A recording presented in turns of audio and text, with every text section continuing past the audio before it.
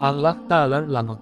আল্লাহ তাআলা ও তার রাসূল সাল্লাল্লাহু আলাইহি ওয়াসাল্লাম কিছু বিশেষ গুনাহ ও অন্যায় কাজের উপর লানত ও অভিশাপ দিয়েছেন।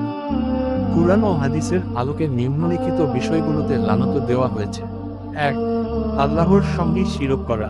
শিরক, আল্লাহর সঙ্গে কাউকে অংশীদার করা, সবচেয়ে বড় গুনাহ এবং ক্ষমার অযোগ্য অপরাধ। সূরা আন-নিসা ৪৮। ২. মিথ্যা বলা ও প্রতারণা করা।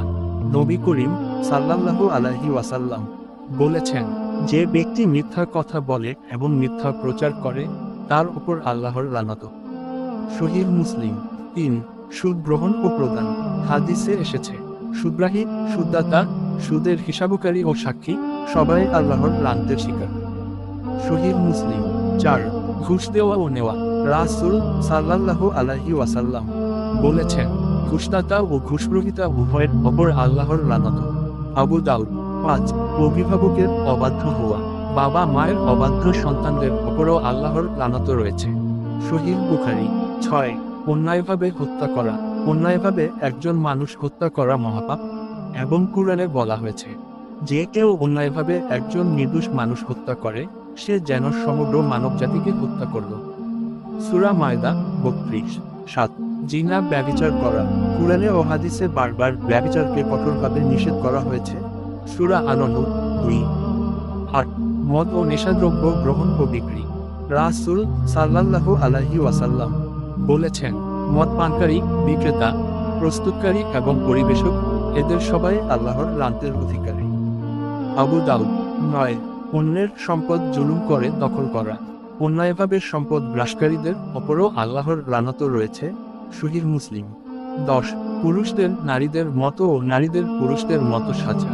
রাসূল সাল্লাল্লাহু আলাইহি ওয়াসাল্লাম বলেছেন, যে পুরুষ নিজেকে নারীর মতো বানায় এবং যে নারী নিজেকে পুরুষের মতো বানায় তাদের উপর আল্লাহর লানত। সহিহ বুখারী।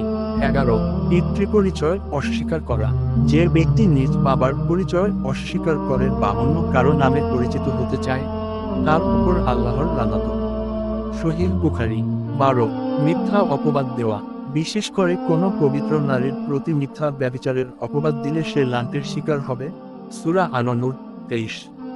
এছাড়াও আরও কিছু বিষয় আছে যেখানে আল্লাহ ও তার রাসূল সাল্লাল্লাহু আলাইহি ওয়াসাল্লাম লানত দিয়েছেন, যেমন জাদু করা ও করানো, মুনাফিকি করা, প্রতিবেশীর প্রতি অন্যায় করা, ইসলামের বিধান পরিবর্তন বা বিকৃত করা। উপসংহার: এইসব কাজ থেকে বিরত থাকা প্রত্যেক মুসলিমের জন্য আবশ্যক, কারণ লানতপ্রাপ্ত ব্যক্তি আল্লাহর রহমত থেকে বঞ্চিত হয়। আল্লাহ আমাদের এসব গুনাহ থেকে বেঁচে থাকার তাওফিক দান করুন। আমিন।